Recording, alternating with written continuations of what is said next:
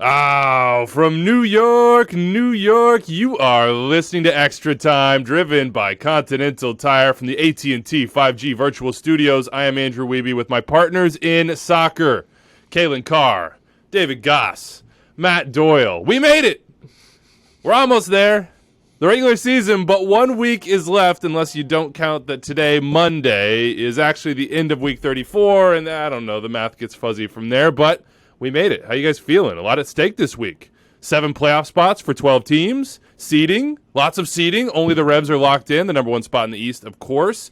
And out West, home field advantage and a CCL spot that's been under-promoted probably by, I don't know, point the finger right at me, us, because the top team in the West will get a CCL spot. So that could be one of 3 teams, Sporting, Sounders, or the Rapids. And if one of those teams that have already qualified wins MLS Cup, it would then go down in the Supporters Shield standings. So you want to be in pole position there. Doyle, I know that you probably watch, and no offense to any of the rest of us, more soccer than we do. How you feeling, man, to be at this point of the season right now, November 1st? A little exhausted.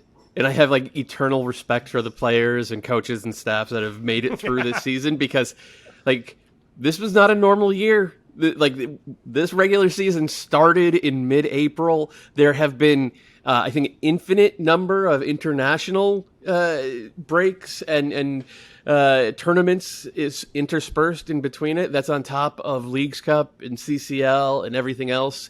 So yeah, I'm a little wrung out. I am happy we have made it to the end of the regular season intact. I am utterly shocked at some of the stuff that has happened in the standings.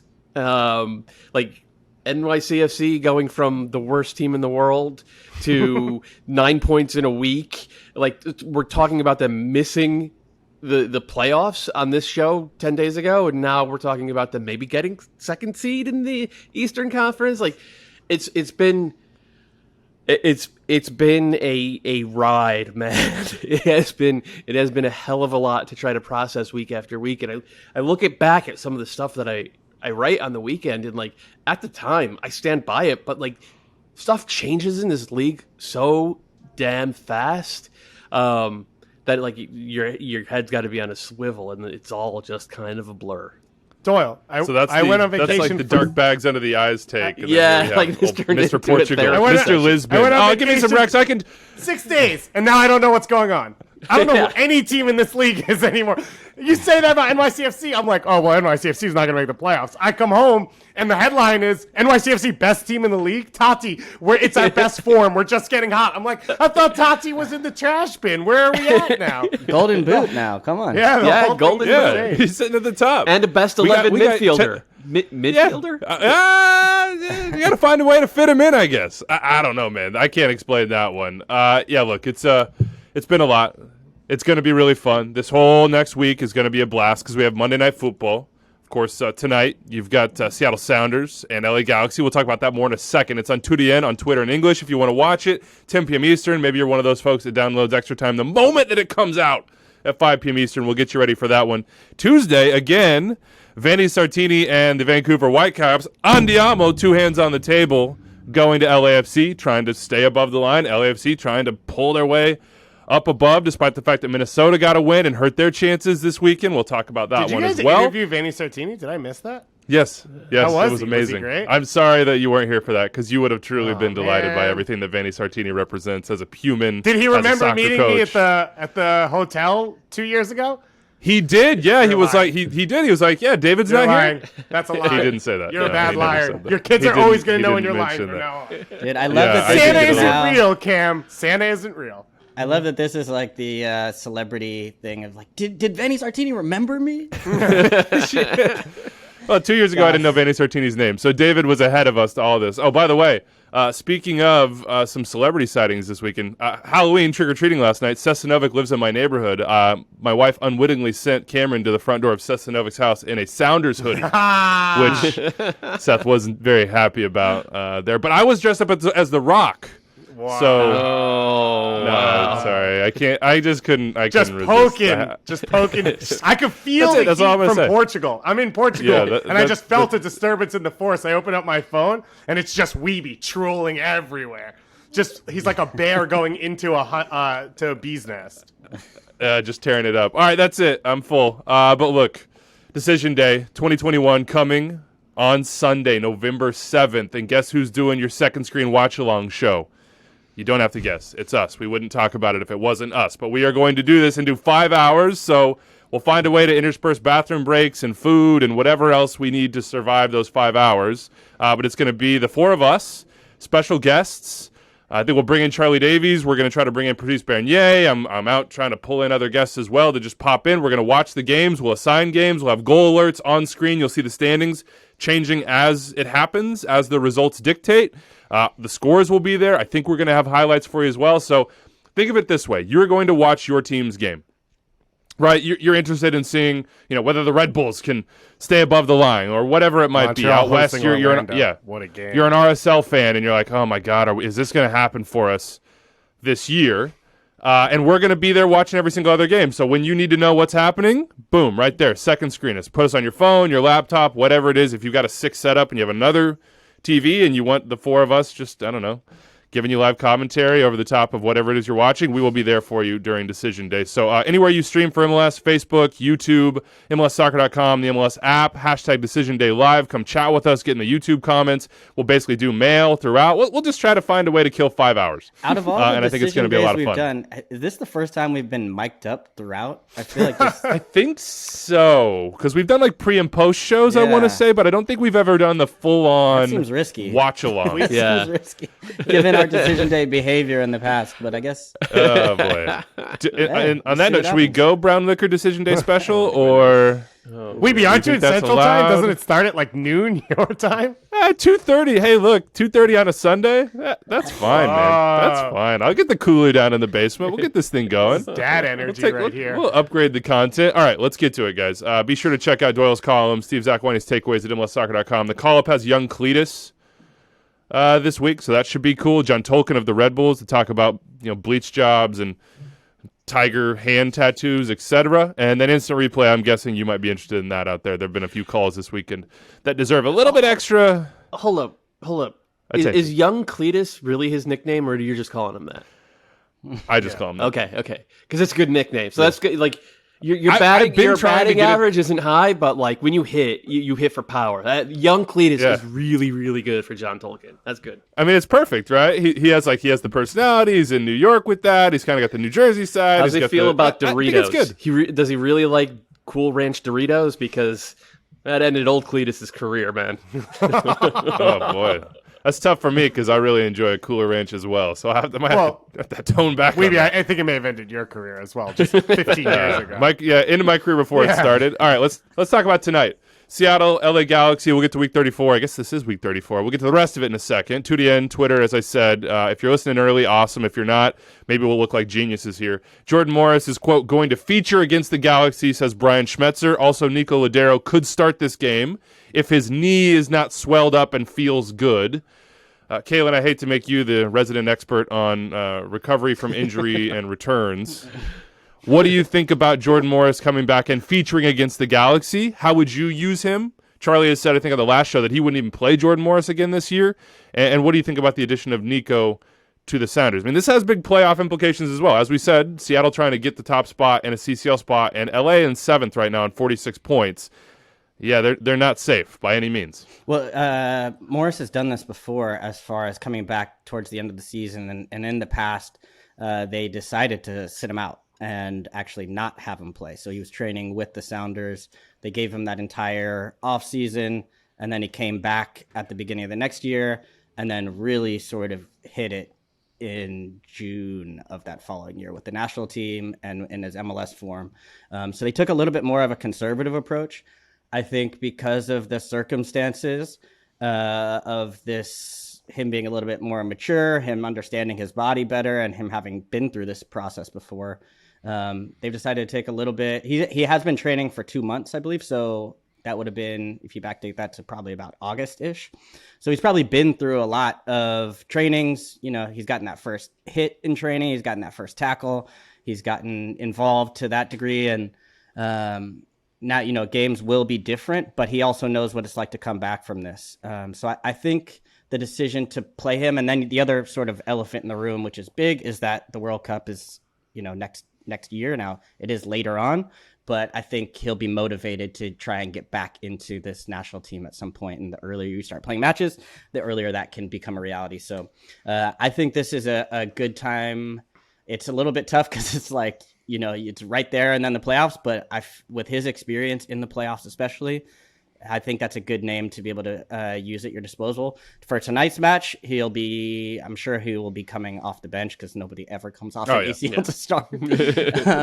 And I think they'll try to find I think it'll depend on how the game goes, but I think they'll try to give him an opportunity to come into a situation where, the game has opened up. It's later in the second half. Things it can be like a sort of a nice soft landing for him into a match. It's at home. Hopefully he's in good form. So I'm excited to see him come back. And I think he could, even at Jordan Morris for the last 10, 15 minutes, I think that's a role I'd still love to see him play even with the national team. And if he picks up anything more than that, that'd be great. But he's a game changer. And especially off the bench, his athleticism, which I wouldn't be too worried about in this case, just because he was starting from such a high place. So I think, I'm happy for him, and I think it'll be a good extra piece for Seattle, of course, to add to the mix. To Kalen's point, also, because he mentioned last time how long it took Jordan Morris to come back. He also changed his game a ton in this time off, and so when he came back, I think part of it wasn't just physically, but it was him figuring out how he changes the way he plays the game, right? And he's become a more technical player. He comes inside more. He's willing to play on the ball, not just in open space and run at guys. And so I think that's what's interesting now is like he doesn't need to be the fastest guy on the field at all times to change the game. And that's what's interesting for Seattle is that where he can still potentially have some effect this year. And then the last point is just there's no pressure. You're like one of the best teams in the Western Conference. He hasn't touched the field. So it's not like you need to risk him. It's not like you need to push him. If he doesn't feel good, you can take him off. And the thing they're playing for is potentially a first-round bye. And so you can get even more time to get him in. It's all obviously positive for Seattle, and it's pretty absurd that they're in the place they're in without this guy all year and with where Nico Lodero's been as well. The only thing I will add to this as far as coming back from injury is generally when you come back, you're so excited that you can actually find if you get off to especially in game 1 or game 2, you get a goal or something, you can really carry that form for a little bit of time. You inevitably do sort of crash down to earth at some point and then have to find your way to build back up to where your form actually is. But for a sprint, which is what, the end of the season may be for the Sounders, I think he could, if he can get off to a good start, actually, he might be able to surprise himself and maybe some other people as well. And then you build back maybe towards the off season and sort of get that base under your legs heading into the following season. So that'd be best case scenario. I'm not sure I completely agree about pressure, Dave, just because it's sort of the recent form for Seattle and how they're relying on these players to come back from injury, whether it be Ruidiaz or Lodero or Morris, and the stakes for them every single year and their expectations. But he's the third on that list with a team on him, on Jordan Morris in particular, I completely agree. Yeah, you need Nico within the entire team. For sure, you need Ruidiaz. But I think but then if you let's say you bring back Ruidiaz, now you've pushed Freddie back to the bench consistently. You can bring Will Bruin along as you need to. Like it just as you add options, it just becomes you were gone. easier. Will Bruin might be hurt again. No, I know he's hurt, everything changes. But don't they have to bring him back in? That's true. They also have an international break to rest as well, no matter if they get a bye or not. How much pressure's on LA though, Doyle? I thought that I figured Minnesota doesn't win this weekend, and then it's basically a hey, win and you go to the playoffs for LA. But that's not exactly the case here. If they don't get a result and RSL and LAFC do midweek, they're going to be in trouble. Yeah, and it'll all come down to that home game that they have against Minnesota United next weekend on decision day. It's a huge game. It is the smaller of the two games. It is the less consequential. LA could do themselves a real solid here by getting a point or 3 points.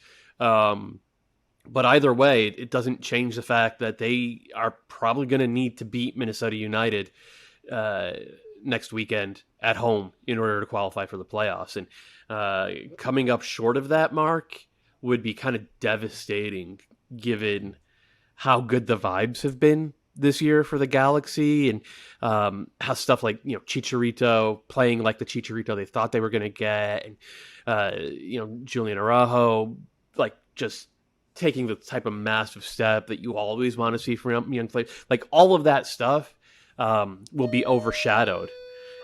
It will be overshadowed for the Galaxy. Oh, that's a bad omen, right? The buzzer omen for the Galaxy, really poor omen. Just I don't even think we should probably stop talking about it. Andre says the bell tolls for the Galaxy, and Yeah, tough. I mean, tough. You said though that this is the less of the two games. How about the second one on Tuesday, LAFC Toronto? LAFC Vancouver. How could I do Vanni Sartini like that? yeah, right. By the way, Vanni Sartini went as Mario for Halloween. It was on his Instagram. A buddy sent it to me, which is like that's just a fantastic costume for him.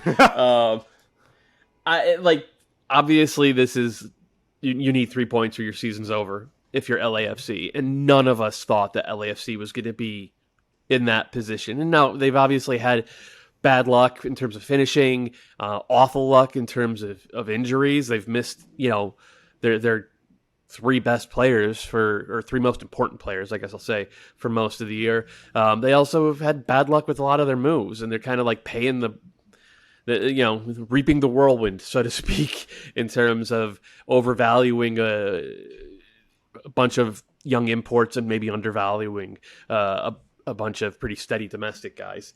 But they this is it for LAFC. If you don't get 3 points, you're not going to get into the playoffs. You know, and I know mathematically they wouldn't be eliminated, but like they would be eliminated if they don't get this done. Weeby, I've got two good narratives for you. Yeah. Give me some narratives. First one is Ryan Gault scored his first goal before his first start against LAFC. I think it was the second win that started the Vanni Sartini era. So you got that going for you, juice-wise, for Vancouver. We're at full-on era right now for Vanni. 100%. We are just lock it in, baby. Second is, what would it mean? As Doyle said, they're not mathematically eliminated. But remember when Bob Bradley was going to take over Vancouver? That was going to be the job that he was going to take and rechange that club. And what if it all ended with a loss against Vancouver all the way on the backside? Ooh, we're not saying Bob Bradley's going anywhere, but we don't know where he'll be next season, and LAFC may not make the playoffs. That's some narrative for you. And maybe there's a little Canadian connection too, because I don't know, maybe Toronto FC looks at try. I'm just saying, I'm just speculating here. Monday and Tuesday, MLS Soccer, of course, a ton of playoff implications. Let's get to what happened over the weekend, and I'll try to run you through real quick where we stand as far as the standings go. We know in the Western Conference, you got Kansas City, Seattle, and Colorado, X's next to their name. 4 open spots. The Timbers, 49 points in that 4th spot. They'd have a home game right now, but Minnesota have 48. Vancouver have 47 in 2 games. LA have 46 in 2 games. RSL, 45 in 2 games. LAFC, 44 in 2 games remaining. RSL and LAFC below the line. Over in the Eastern Conference, you have 4 spots now locked up. Philly got in. They're second, 53 points. Nashville right there on 53 as well after a draw. Controversial one against Orlando. We'll talk about that in a second. NYCFC have the X with 50. They have a home game right now. Nobody wants to go to Yankee Stadium. Orlando, Atlanta, New York rounded out with DC, Columbus, and Montreal chasing all in the Eastern Conference, varying number of games. It's a little more mixed up over on that side. Let's start with maybe the biggest result of the weekend. We mentioned it. Minnesota needed to win at home. Otherwise, it was going to be bad news for them. They got it done, 2-1 against Sporting Kansas City. They went down early. Kyrie Shelton with that early goal, and then Minnesota United rollback. Frankopane, and then also Reynoso with the Panenka. Plus 31.8%, better chance to make the playoffs after this win, up to 73 per Sports Club Stats, which is a very interesting website that basically runs all the probabilities, all the different permutations of results, etc. LAFC were hurt by this one. How good is Reynoso? Yeah. I mean, we go back to last year. It's like Reynoso, he might be the best player in the league. Like, he might be. He's not going to be the MVP, but he might be the best player. I mean, he's one of the most fun to watch, right? And he's a throwback, 80s, 90s style South American number 10 who just conducts everything with the ball at his foot. And he's just like, he's a wizard, man. He sees passes that very few other players see. And when Minnesota runs out of ideas, they just get the ball to him. And they run out of ideas all the time, by the way. They just get the ball to him. And he makes something of it. I enjoy the moments when he gets the ball and surrounded by 3 guys, and you can just see the wheels start turning for him. And it's like, okay, what's he going to do? Yeah, well, I mean, How's he gonna get out? The thing that makes him so good is that the wheels started turning for that 3 seconds before he got the ball. Like he knows what he's doing before he gets there, which is why he makes the game look so easy, and he elevates the play of everyone around him, which is why I kept saying, just wait till they have something close to their starting lineup and a healthy Reynoso, and then this team is going to start putting together a good run, and they're 3-1-1 in their last 5 games. It hasn't always been pretty. I think they still struggle at times in terms of just progressing play from the back, and that's going to be a big issue for them next weekend against the Galaxy, because Ozzie Alonso's out for that game. Ozzie Alonso picked up a yellow card. I thought it was a little soft, and now is going to be serving a yellow card accumulation suspension. So that is going to be tougher for them next weekend than it otherwise would have been. But in this game, they had zero problems playing through Sporting. They just annihilated them. It was very similar to last year's playoff performance. A fewer transition moments, but just in terms of the ease with which they got the ball to Reynoso in the spots where Reynoso wanted the spots. That's the type of performance that we've been kind of waiting to see from Minnesota all year, and it was a good one, and it was a necessary one. And on Sporting's side, it was a really worrying one, because they were missing a couple of pieces, but this was pretty close to full strength Sporting KC team, and they just got rolled. So the one thing that I noticed from Minnesota, and I've noticed over the last few weeks, one, Ozzie Alonso's been huge in midfield, behind Reynoso. He's been to allow awesome. him to do what he wants to do, and he puts out fires. I mean, there was a couple of times where Will Trapp actually turned the ball over, and Ozzie Alonso, you could see him run back, clean it up, and be like, "Come on, dude, really? You're going to have me running out here." But the other thing that Doyle mentioned last year's playoff run was Kevin Molino's threat down that left side was a game changer for Minnesota, but also his willingness to come inside when Reynoso wants that space. Lowe does it really well. Finley doesn't really want to come inside, and he isn't as dangerous. And the first goal comes from Reynoso goes out to the touchline, picks up the ball, and Fragapane's in the middle of the box to eventually have the ball fall to him and score. And those are those moments where Minnesota, now you've got 2 guys out wide who are happy to go wherever Reynoso's not. And it allows Reynoso that full freedom to pick it up wherever he wants to be dangerous, wherever he targets a guy and create. And so that flow across those 3 have been really dangerous and really impressive. And I think you're going to see over the next year or two, because it feels like all 3 of them are going to be there for a little while, guys that fit perfectly together and are some of the most dangerous wingers, and then obviously Reynoso in the league. Kalen, how many the stones that it takes to go Panenka in a 1-1 game when you desperately have to win? Yeah. And not just it's the most delicate Panenka. You know what I mean? He barely touches. He's just like, oh, Wiebe, it's almost the right.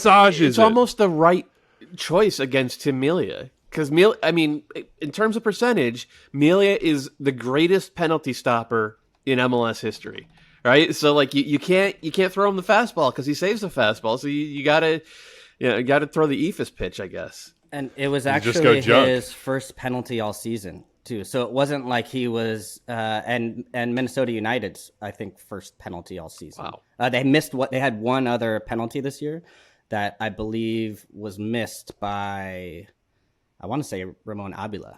That sounds classic Kalen Carr, Nito stat of the day. Wow. No, it was from, Jeez. no, it was Whoa. from, it was just from, digging in the haystack. No, this here, was on the broadcast. I think Twelman had it. But it was, I was kind of shocked when I heard that, and I said, "Oh, well, this is his first one, so he doesn't really have it makes it even that much more impressive that it's not like he's just been banging in PKs all year, and there's film that Melia's been watching where he knows that he likes to hit the right side hard and low, and this was just going to be hit him up with the changeup.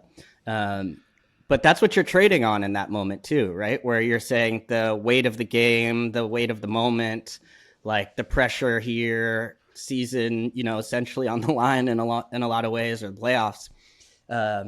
And you're sort of banking on Melia to feel that moment, or the goalkeeper to feel that moment, and to try and be moving on the line, because you have to sell that too. You have to go hard and then fully stop.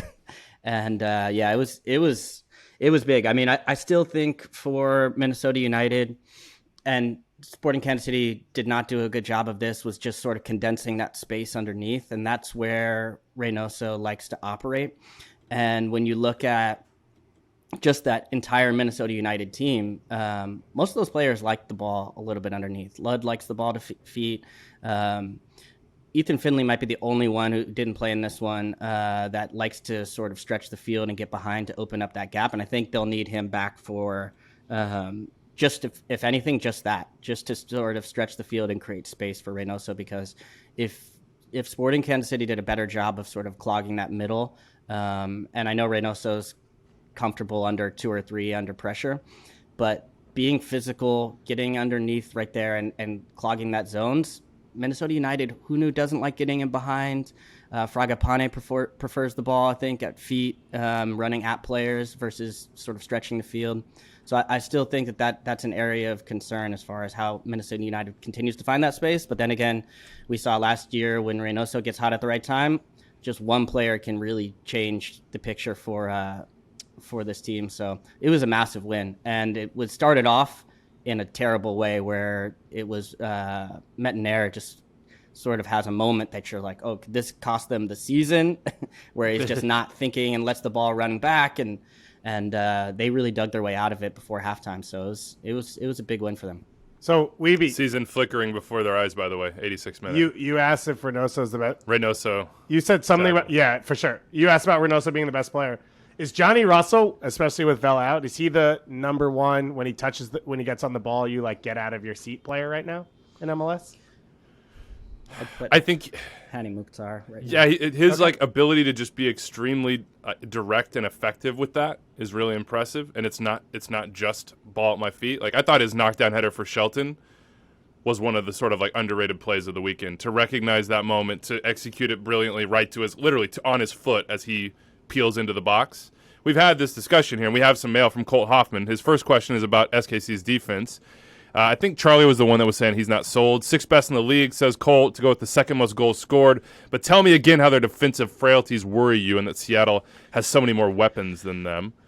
I'm not sure Seattle has so many more weapons than them. I'll answer for Charlie. I'm not sure Seattle has so many more weapons than Sporting KC, because a fully healthy Sporting KC with Shaloy and Pulido and Johnny Russell and Garikinda coming out of like that is a fearsome attack. But yeah, their defense is really worrying. Like they do not do as good a job of getting pressure to the ball. And like against mediocre teams, okay, it's fine. Against good teams can play through that Sporting KC defense, and suddenly you scramble their midfield a little bit. If they're not getting pressure to the ball, then the center backs have to make plays in the open field, and they really can't.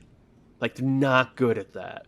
They have been organized and resolute and super well drilled and tough to break down all year long, but there's like, they can only push that so high.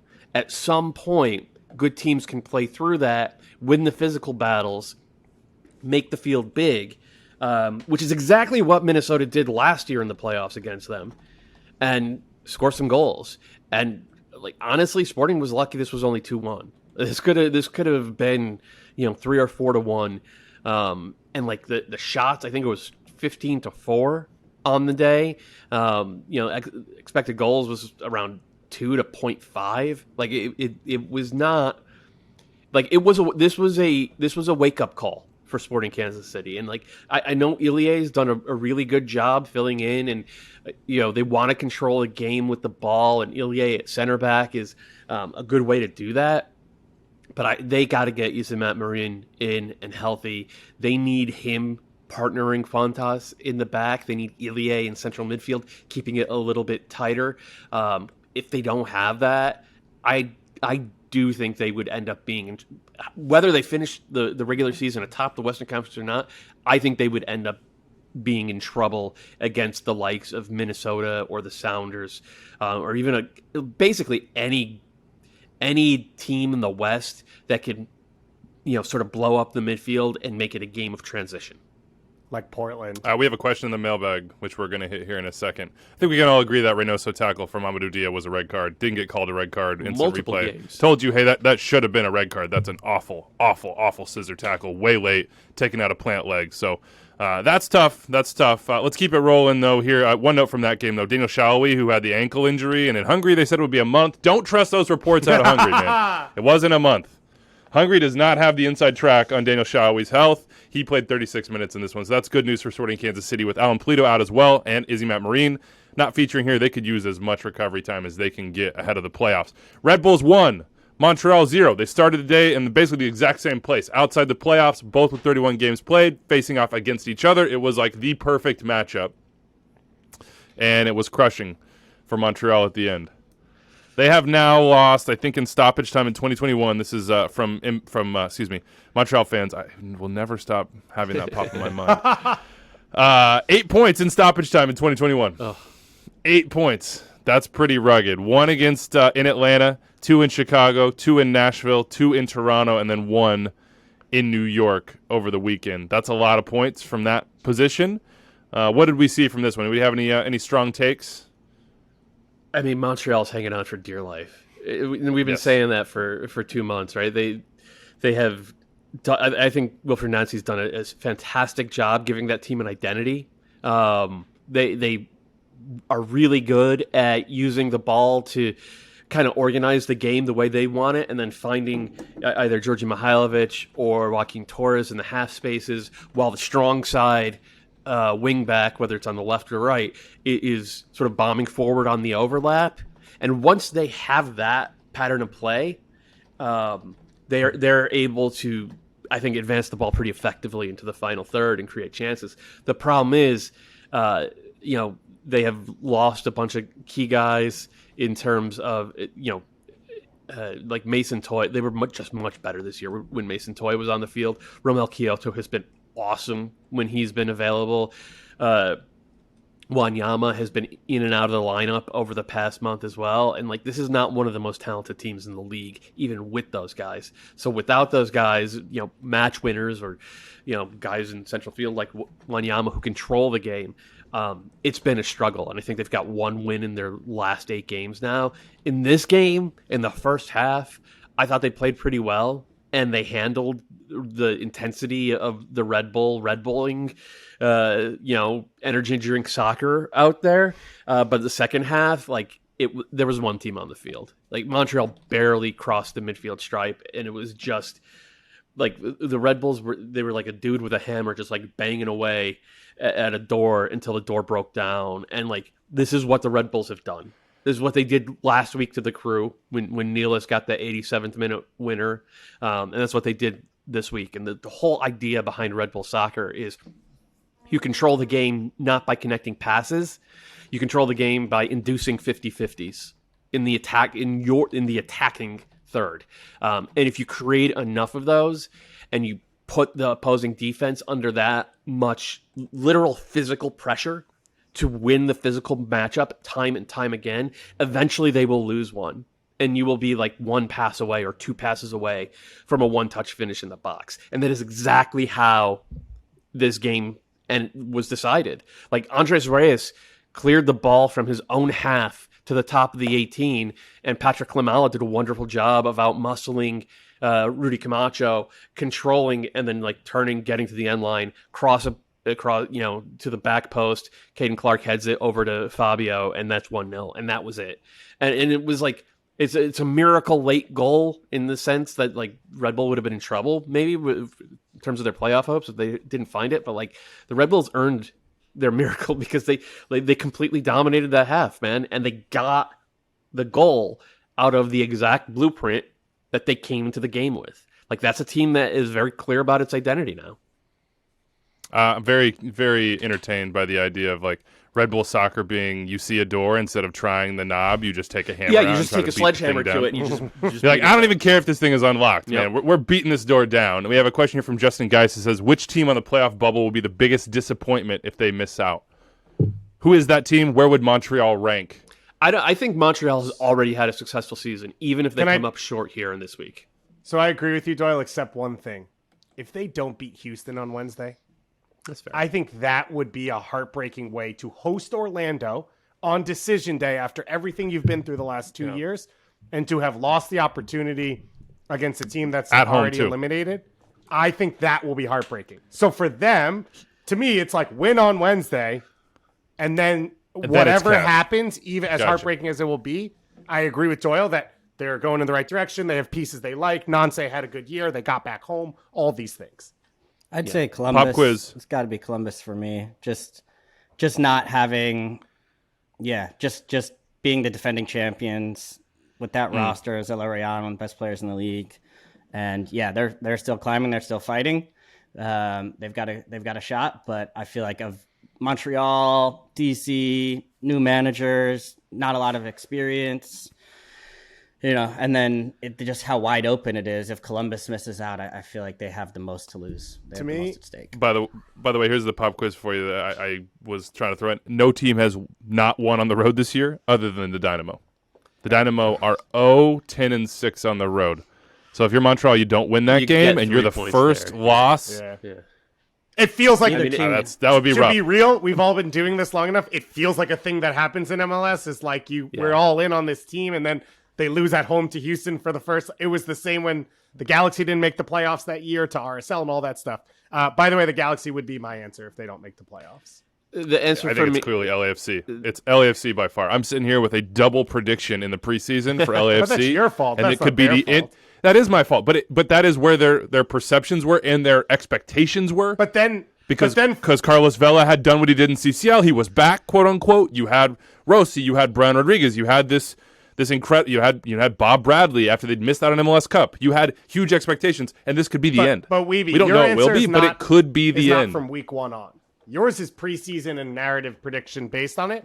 From week one on, if the Galaxy go from where they were over the course of the year down to not making the playoffs, I think of everyone, maybe Minnesota as well, in this race, that would be the biggest disappointment.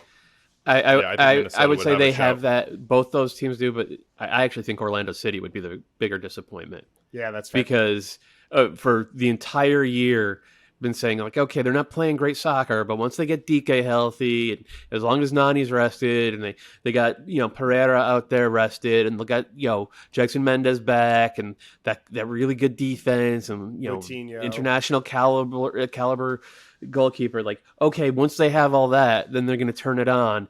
And look, they've been tough to beat for the past month. They weren't tough to beat for a while. They've been tough to beat for the past month, but they haven't been good.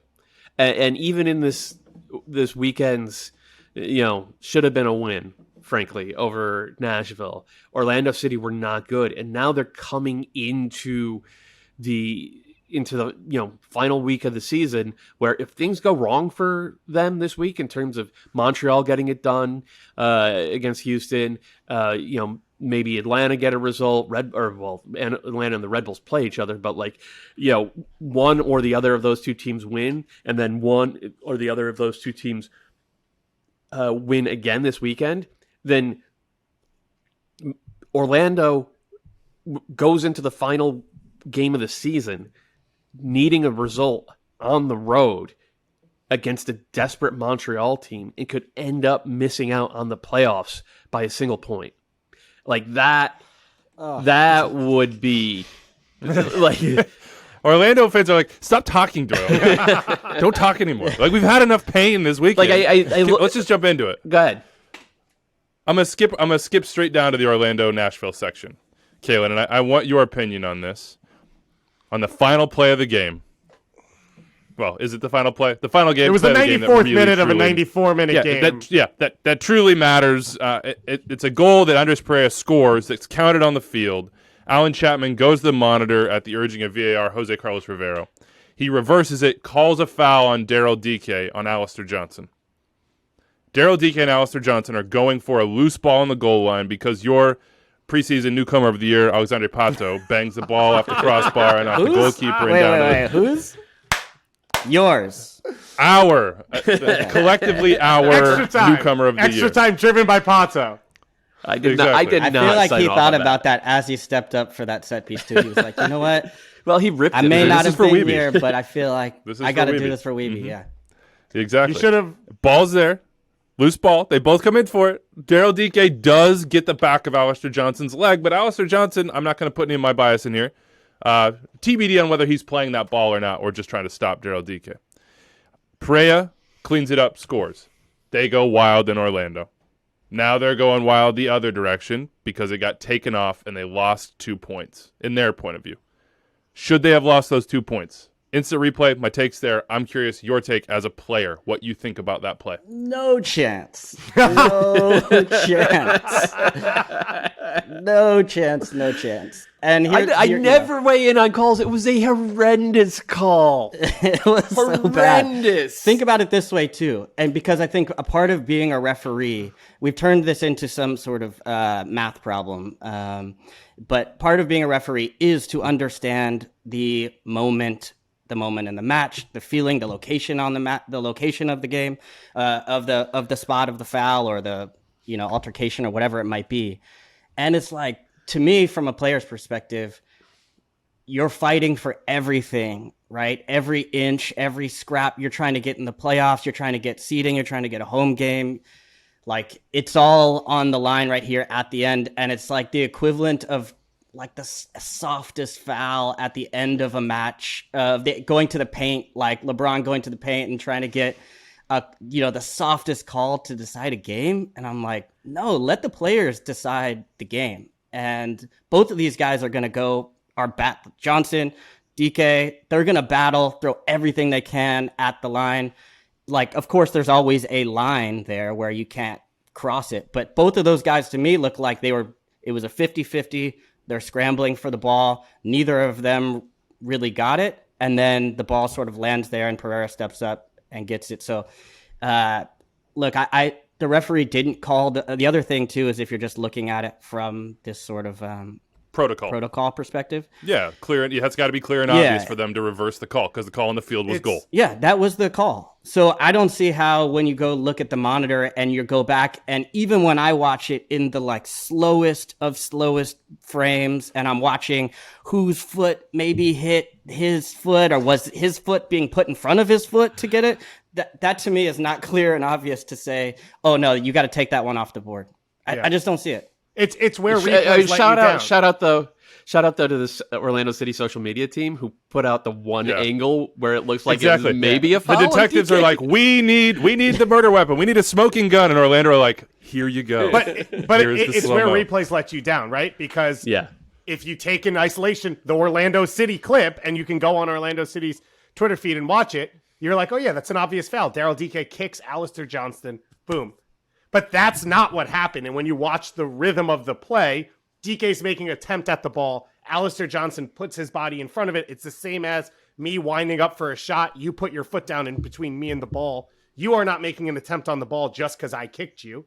And it's that moment that I think in isolation on replay is slightly confusing to watch. And it's what's frustrating. One, that it was recommended. And then two, that it was brought back. Because when you watch the actual play in live action and then you take that context to watch the replay, there's no way you're making that call. And it's such a great moment, too. The ball is off the post. It's laying on the goal line. Like, players are sliding in, trying to get it. Who's going to win the game? And then you have this moment where it goes nuts. I don't know. For Orlando City, especially when you talk about the context of it, where, and this is what MLS is with these wild swings where you could end up being a top seed with a home game to then suddenly finding yourself in Montreal fighting just to make the playoffs the next week. Whew, that's a wild swing. Now, just to be clear, I think Orlando, they've won like 2 of their last 6 games. Nothing's going to happen to them because of this call, right? They were supposed to be, to me, the second best team of the Eastern Conference this year. It's all the things Doyle said they've done wrong. So you can't just come back and say, well, this one call or we're there. If they miss the playoffs, that means they are a point out of the playoffs. And if that's their reality, a lot more went wrong this year than just that play. But that sucks. I completely agree with that. But at the same time, sucks. that is 2 points. That is 2 Yeah, points. I disagree. And they would be in I fourth disagree place. with that because and we're, like that. we're Caitlin, all you have hyping up 34 games. First We're of all they hyping had- up decision day and saying why it's so important. Everything matters. It's on the line. And we're saying every game matters. We're trying to emphasize the regular season. And you're saying watch every match if you're a fan. Yeah. And you show up or you watch on TV and you're saying this match matters this much. And then you're saying, actually, it doesn't really matter No, that much. but Kaylin, because- the point is, every game that they did not win in June, July, and August, and all the points they've dropped from winning positions, and all the games that they were up 1-0 and didn't score again, because that's been most of their issue this year, are as important as what happened yesterday in Orlando. But I just we're wanna make getting one to the point. point now where it's like the playoffs. It's we're getting to the point where it's like single elimination. Every match, every call, every minute, that all matters.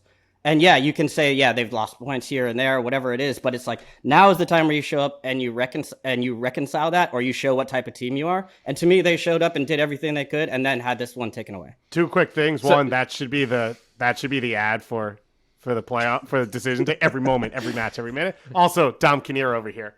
All matters is the playoff run. I just want to make 2 quick points.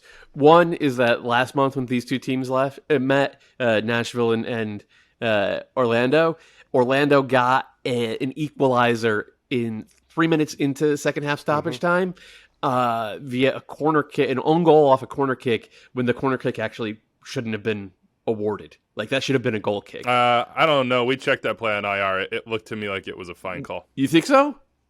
Okay. I thought so. All right. I thought it was wrong. I guess I will leave it to the I experts. mean, Instant replay. it was a very, it was a, no, it's not, it's one of those where you could easily have different of opinion on it, but it wasn't so obviously wrong that I would look at that and be like, no chance they really screwed that up. Fair enough. I thought it, This from wasn't my like point of view, I a was like, that 3-month definitely could have come off Mare. Removed ball don't lie situation. Yeah, I don't know, man. I don't know. Yeah, It was tough I'm a for big Orlando, believer. though. I'm a big believer in karma. I think things have a tendency to even out over the course of a season.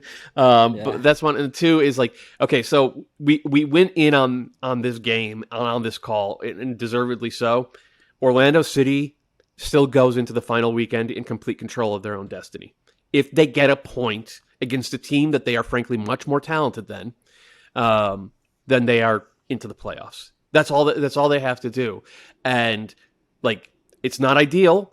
They should be in already, but if they are anything close to the team that we thought that they could be, and I still honestly think that they could be in the playoffs, then they'll just go out and get the job done. Like, that's kind of what we all expected from Orlando City to start the season. That's what they have the talent to be.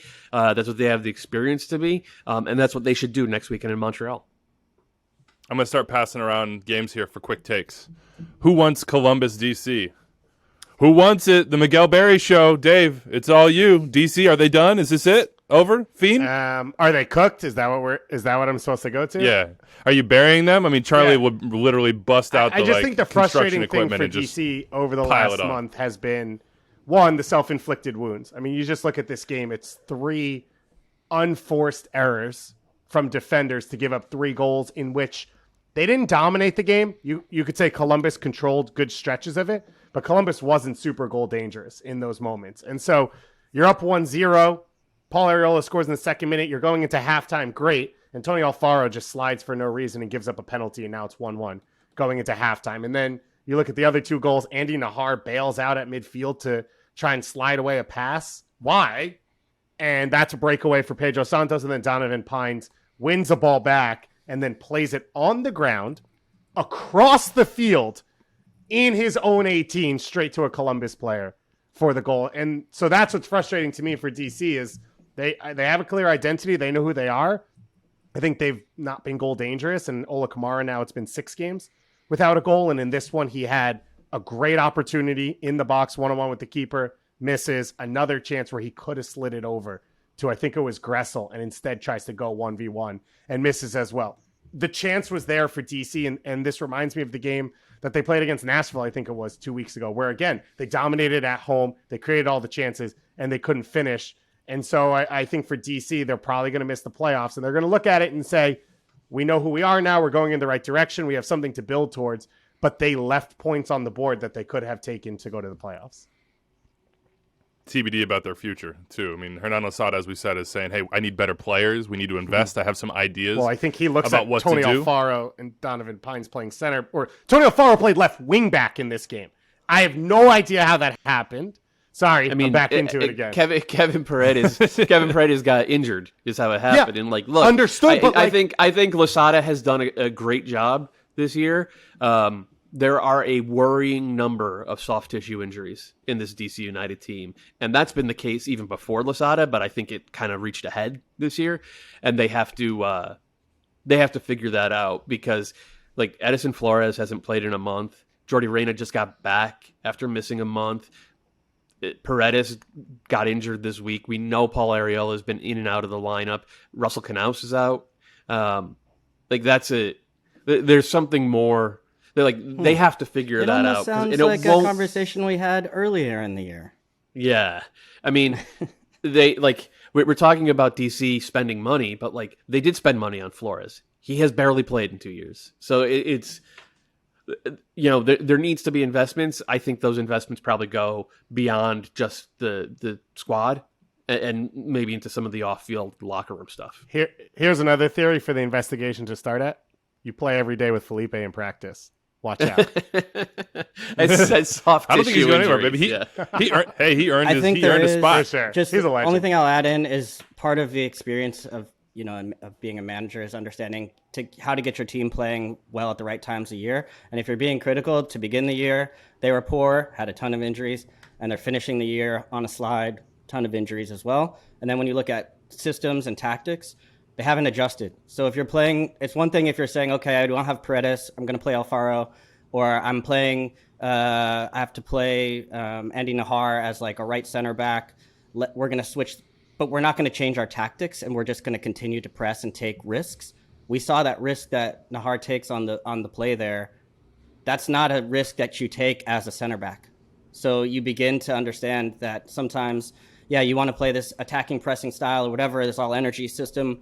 That's great. And it got them really good results throughout a stretch of the year and made them really entertaining and fun to watch. But it's different if you're playing with Alfaro, and it's different than when you're playing with Paredes. Or it's different based on who you have available to you. And as the injuries come, they haven't really switched their tactics, which you can say they have a system, they have an identity, and Losada has brought them that, and it's made them really exciting. But ultimately, when it's come down to some of the results at the end of the year, it seems like they're trying to continue to play the same way without the same pieces, and that's not getting them results right now.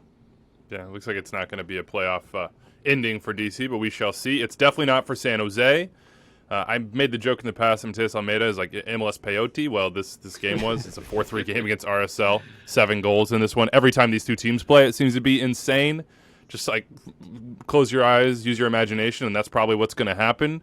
Doyle, this was a huge loss for RSL at home against a non-playoff team in a game in which they basically just opened it up and just said, all right, well, I guess we're going to stop Cade Cowell in the open field, and then they just didn't. It was funny. They got Quake's brain, right? Like they spent the first 30, 40 minutes of this game just having acres of space. Like San Jose basically had no midfield, and so RSL had acres of space, and there was run out after run out. Like Justin Glad dribbled 95 yards upfield and set up a perfect chance for Damir Krylock.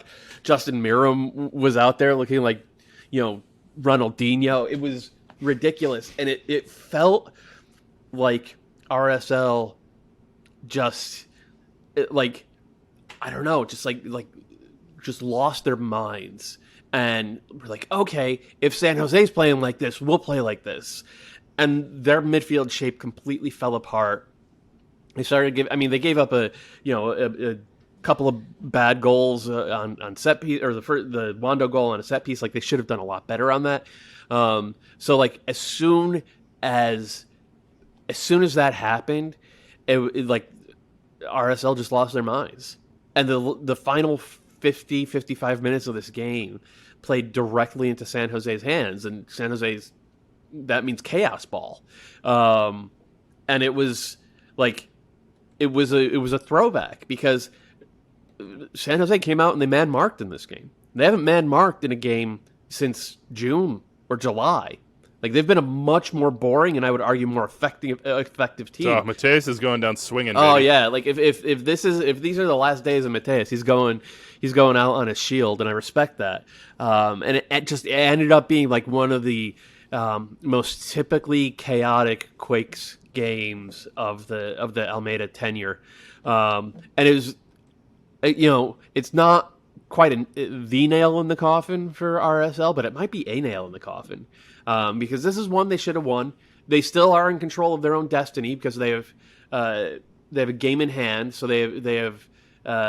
It's Portland at home, and then they're at Kansas City on decision. Portland at home. So if they win both of those games, they will make the playoffs. But they just used up their wiggle room by losing at home to a San Jose team that was already eliminated. Was and it that's 4-1 San Jose at brutal. one point? It was 4-1 San Jose. It was 4-1 San Jose in So like the it was 90th 4-1. minute. It was 4-1 San Jose, and Doyle said that RSL should have won, which shows you, and I agree with him, which shows you what an insane game this was. And that's the thing against San Jose is when they give you these opportunities, and Salt Lake had a couple of them with Rubio where he got in, Rubin, and just you have to put them away right away, because San Jose, the way they were playing, I thought they were going to be down 3-4-0 at halftime, and that was kind of they ended up being up 2-1 at halftime, and that just shows you like the risk that they're willing to take. And I think both goalkeepers, I didn't look at the underlying numbers, but were like their chance creation, just rolling the ball out, eliminated 5 people. I mean, I think Cade Clark got he should get Marcin Koski, I think, got an assist in that one. He did. He throws it to midfield. Yeah, it's just like throw it out. It was just end to end fast balls break. in play. Yeah, That's 0.5 xGs. it was just wild. But San Jose, but it's hard because for Salt Lake, you have to almost, because I don't know if they have necessarily the guns to go play neck and neck that way clearly. But it is enticing when you see half the field open and you just decide you want to go for it. But it does throw off your game, because then suddenly you've got Justin Glad who's, making a run up to go, 60 yards because the space is there. But then it also leaves you open on the other side to a counterattack, or you just get kind of suckered into that game. So it takes some discipline or some horses to say that I'm just going to go out there, and when those opportunities come, I'm just going to put this match away. And Salt Lake wasn't able to do that. According to the probabilities, Salt Lake has to win basically to have any chance at this. They could get in with 2 draws, but it's very low chance on that. But if they win, it's a 92% chance that they would, probability-wise, that they would get into the playoffs. So they got to win. They got to get a win. No, I'm pretty sure that if they win both games, they're in. Oh no, if they win both games, yes, they're in. But I'm saying, I'm assuming they will not win. Yeah, I'm both sorry. games. Right. I really enjoyed this RSL team, but Portland at home, KC away. Yeah, not locking in 2 wins for this RSL squad. I'm not locking in 2 wins by any stretch. I'm saying if they do win both games, they are 100% in, because Minnesota can't catch them. Yes, correct. They would be 100% in. But if they don't get into the playoffs, the enduring image of the season for RSL fans is going to be Jackson Ewell shushing them at home in the final week of the season as they lose to the Quakes. But the enduring image of the year would have been Jackson Ewell shushing a crowd in the 90th minute to go up 4-1. They then concede twice. If they had not won that game, that would have been the image of the year. Number 170 for Wanda. Just want to throw that in. Yeah, shout out Wanda. Good call. Good call. Shout out Wanda. 3-1 NYCFC over Inter Miami. Inter Miami are out. Doyle, you said it, but your line in the column from this weekend was pretty much the summation of all this. A week ago, NYCFC were winless in 6, had just 1 win in 10, had sunk below the line, and seemed on course to miss the playoffs for the first time since their expansion season way back in 2015. Shout out Adam Nimich.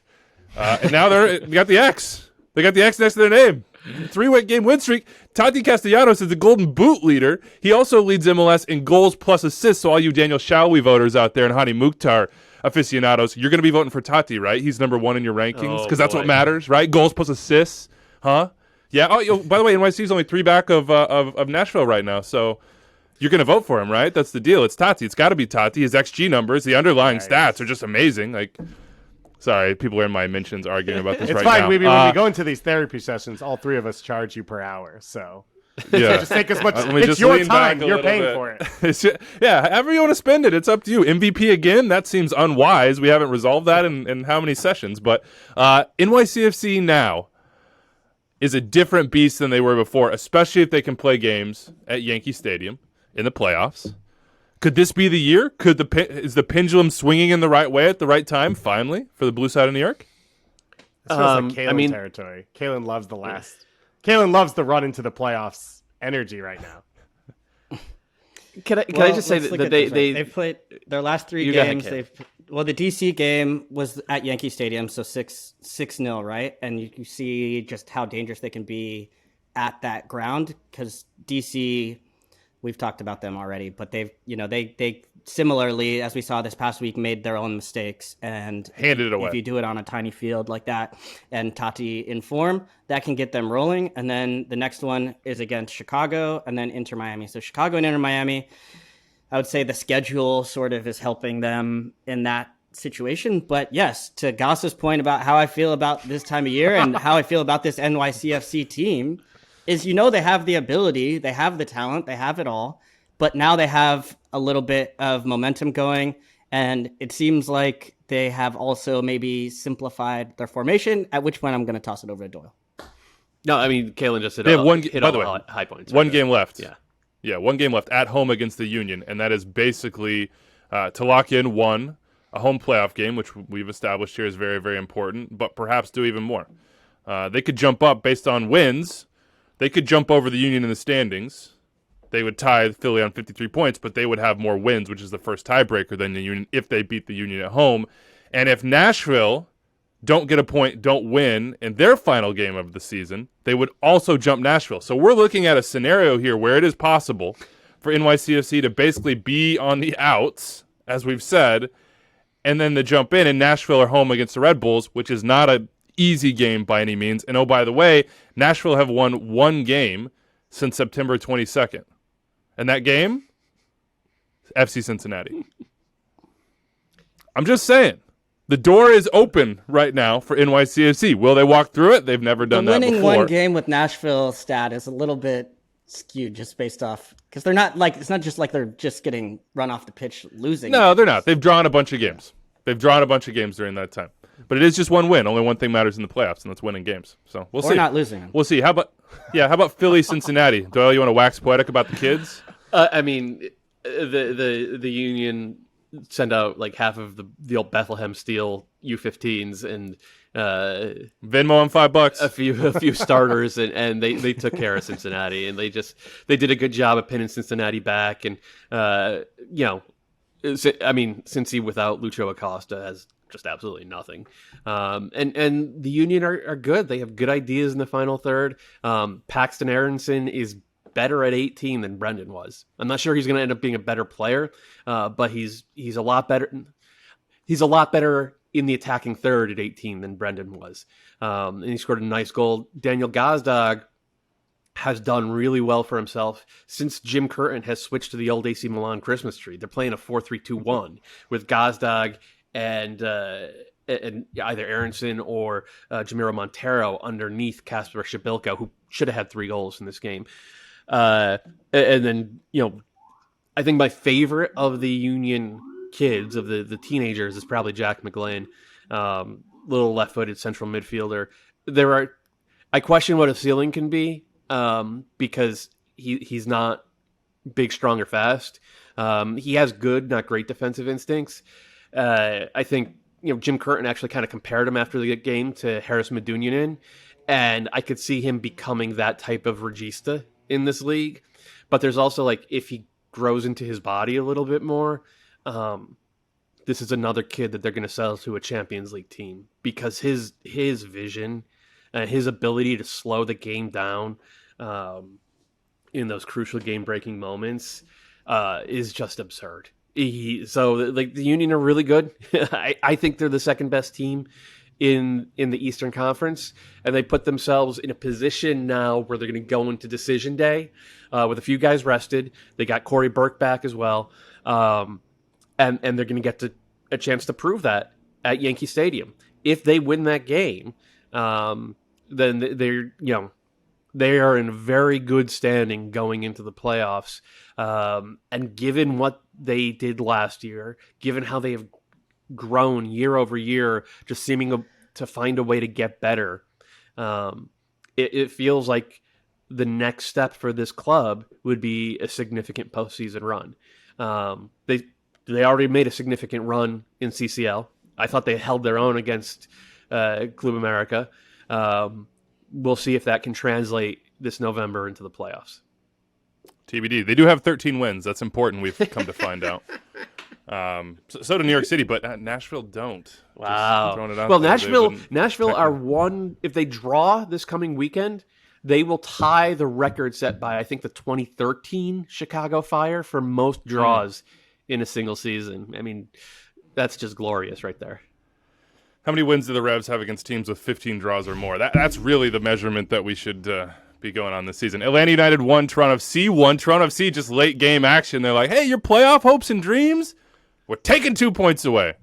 What'd you think of this one, Dave? Luis Araujo looks pretty good. Quentin Westberg made him look better on the goal for Atlanta. Joseph did go 90, but Joseph missed some chances in this one. Barco had a just spectacular outside of the boot goal that got called back for offside.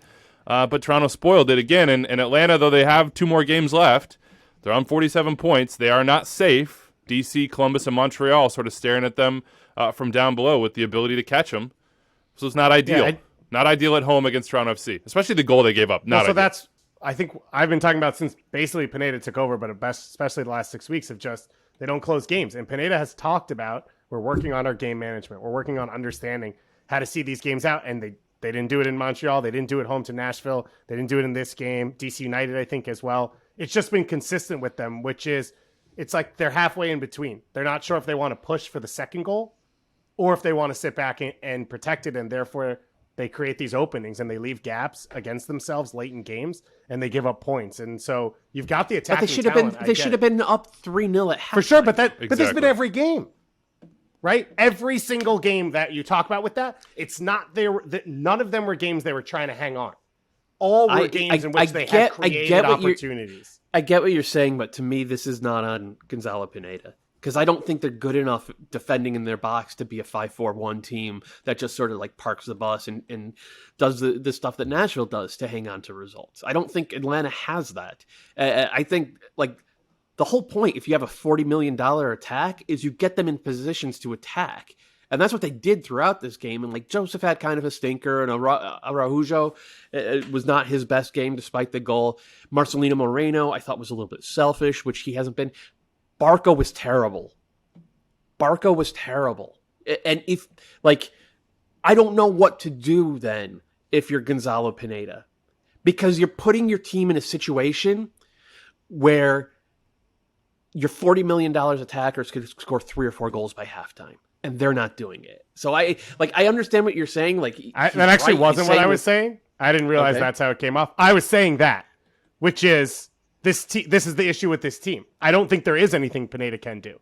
And that's why I say he's talking about game management in terms of his players taking responsibility and finishing these games off.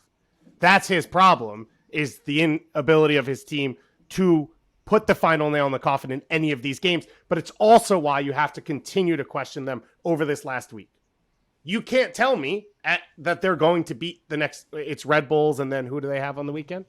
At Cincinnati. Well, that should be a pretty straightforward. You started strong. Unlucky. You started strong before you cannot tell me. But again, at Cincinnati. But again, crap. you look at Red Bull and their ability to create chances late in games, because they will come at you for 93 minutes. They will not stop. They know they can create chances late.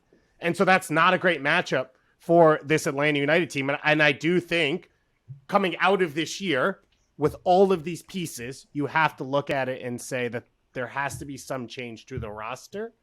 And you have to find probably a way to move some of the DPs around, because I don't believe that you can feel like they're good enough to build the team you want to for Atlanta.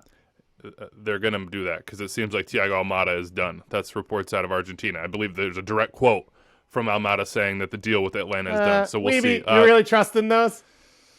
No, but What come on, does we the gotta, Hungarian media say? that's a good point. We got to ask them. That could help set our, that'll help set the Should we tuning call the fork here on sources these that were transfer leaking the rumors. Reynoso news 3.5 years ago, 5 years ago, whatever it was? That's might as well, just to see. That one did come off.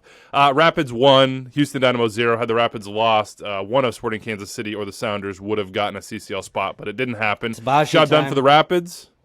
Yeah, dude. We talked about it on like the couple shows ago, like Dom Baji, man. Like that's one of the most underrated trades, moves, transactions of the whole year. Dom Baji back where he belongs, baby, just getting goals. They also, respect to Rapids, tied their club record for points in a season. So, big time for them. Huge, 58 points. I believe that ties the Axel Schuberg Rapids. Defender of the year? The only way out. Yeah, Axel Schuberg, baby. Best 11, technically, in that season. Not Defender of the Year, but that's the way it goes. We have Inside Rapids hitting us up, says, can we get a several-minute segment talking about the rise of Austin Trusty and also Jack Price as a best 11 shout? It's more than the set pieces. See Liam Fraser's quote. Or Liam Fraser. Jeez. Somehow. How did Liam Fraser wiggle his way into this Fraser discussion? Robin Fraser from a couple weeks ago. We are not going to do that full discussion, but I promise you ahead of the playoffs we will as we preview. I want to go to you, Kalen. Pat Onstad, hired as the GM for the Houston Dynamo. We've been sort of kicking this one down the can until we knew the news officially. We now know officially. The press release is out. What do you think about Pat Onstad as the GM of the Dynamo? I feel great. Yeah, really optimistic. And yeah, I was watching the game, the Dynamo Rapids game we were just talking about, and there really wasn't a lot to be optimistic about. Frankly, watching the game for the Dynamo, just really kind of toothless, have not been able to get goals, desperately need a striker, and it's just kind of felt that way for a while watching the Dynamo play. So it's been nice to see. One, I think there was a big sort of desire amongst the fan base, and I'll speak for some former players to say that we'd really like somebody to come in who has some sort of connection to the days of the past or as well as that. But also Pat has been hired for me based on his merit and not because he's like a guy that's, has a connection to the Dynamo. That's sort of just like a cherry on the top and also something that I think will resonate. But he's done it as an assistant coach. He's been a scout. He's been as successful in this role with, an MLS Cup winning team. So that really bodes well. And then just personally, I know Pat, gotten to know him. I didn't play with him, but I played against him and gotten to know him some. And he's just a really intelligent, good person. And so I think he's going to do a great job. And yeah, there's still a lot of changes that need to be made. I think there is we've talked about this before as far as like which open job might be or prospective sort of treading water type situation is a good situation. And we've said, hey, we think the Dynamo have like some good pieces, but need to actually spend. And I think Siegel is hopefully going to open up now that they have a GM and they have a manager in place, that they're going to be able to at least now start that process of trying to like build out and spend some money. And, Columbus did that, even if you look at Zelarayan coming in and the way that he came in there and changed what they were able to do as a team that maybe wasn't known for going out and splashing some cash on some bigger name stars. And that's been something I know Dynamo fans have been sort of yearning for to see happen in Houston. All right, let's get to the mailbag. 401-206-0MLS. Extra time at MLSsoccer.com. Ben Wright hit us up. How early is too early for best 11 talk? Doyle, I'll let you sort of handle the beginning of this because you normally specialize in not just one best 11, but a number of them. Yeah, I actually released the year-long best 11 after the playoffs. So this is too early. Too early. Usually you do 3 teams. We are going to do 3 teams here as well. We're still figuring out how we're going to do that, but we'll all put in our top 3 best 11s and have some votes. Anders will put them together, and then it'll be an official Doyle extra gets time to use version. his homework for 2 assignments. What a dream scenario. Right. Nice. Sounds like nice. you guys are getting to use my homework for this assignment. We'll probably do it before you, just for some cover here. I don't know. We'll figure out how we're going to do it. Philosophically, though, I think that the entire season has to be taken into account. Right? Like it's not just you think so? You think you count the... how can you do the playoffs when half the league doesn't get to play and show themselves in that situation? And that isn't... Well... Yeah, okay, I think last year only their fault. I think last year only one guy who was not on a non-playoff team made my best 11. It's like... it's more like all NBA teams, like how they do it. They have all NBA first team, second team, third team, which I like. That's what we're gonna do, right? We're gonna do three teams. Though again, they only do it for the regular season. I don't know. Like I've always thought that like you want to take the whole thing. You want to take regular season. We have a and differentiating factor right now. Yeah. We are going to do the extra time regular season best 11s, and you will do the Matt Doyle full season playoffs count 2 best 11s. I'm trying to figure it out. One point I want to make is that this has always been easy for me in the past because since I started doing it this way, like 90% of teams in MLS play a 4-2-3-1. So you just toss out 4-2-3-1 after 4-2-3-1.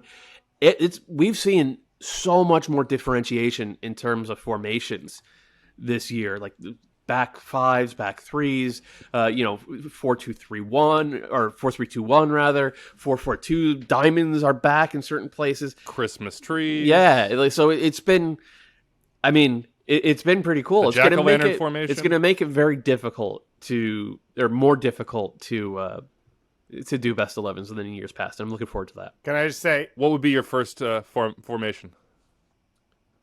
Dave? Like what's the best 11 formation? What is it still 4-2-3-1 or is I don't know. I think it might be a 4-4-2. Is it? I think it might be a 4-4-2. Last year's Shield winners played a 4-4-2.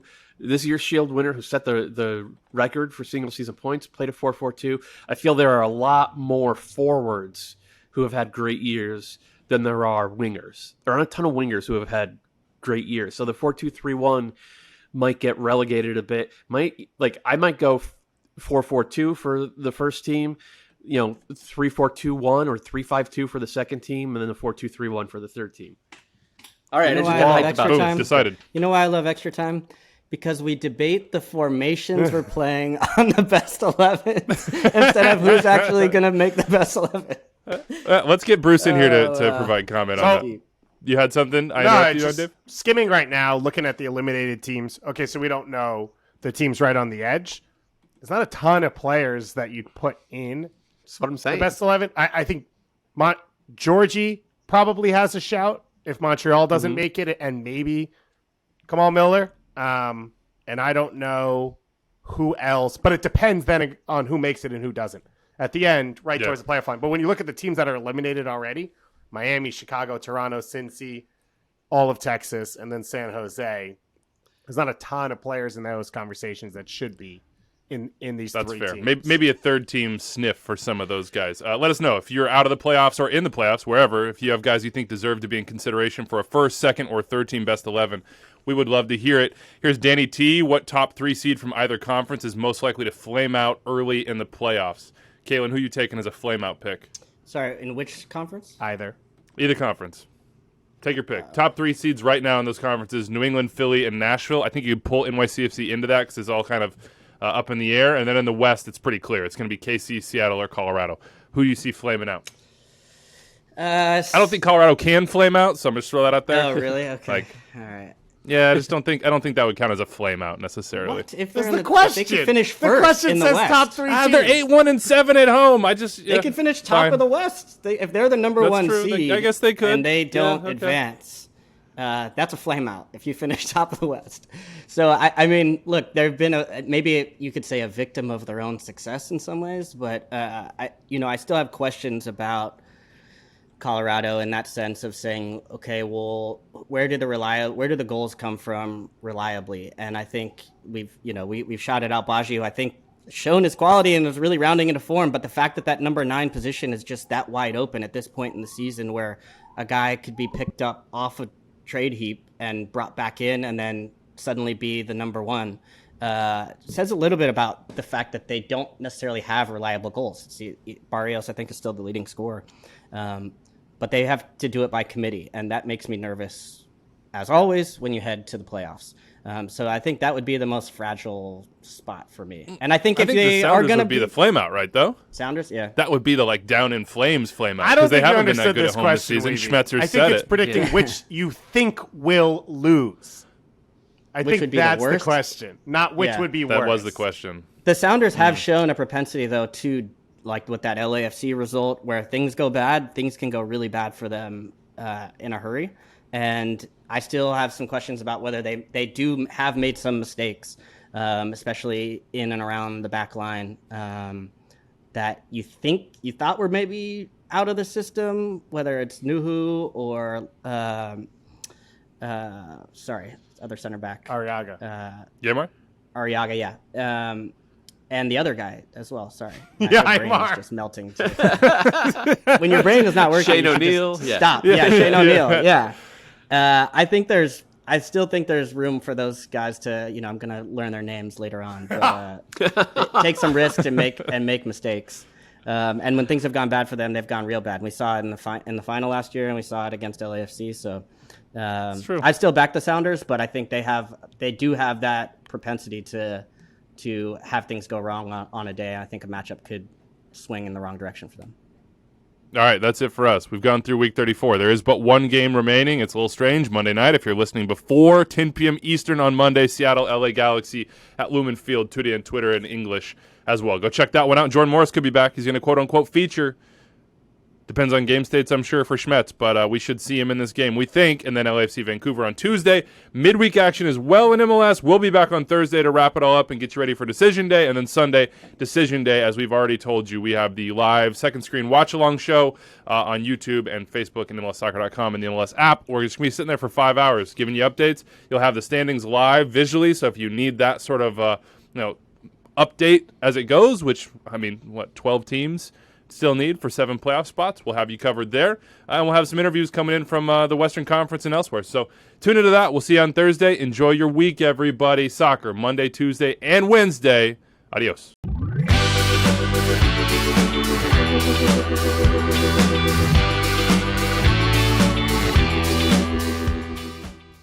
So you made it through and even enjoyed more than an hour of MLS talk with Extra Time driven by Continental Tire. That means that you should go subscribe to our podcast wherever you listen to them, and you should also check out more Extra Time on the MLS YouTube channel. If I can point right there, click right there, and subscribe to the MLS channel right here. Have a great day, folks.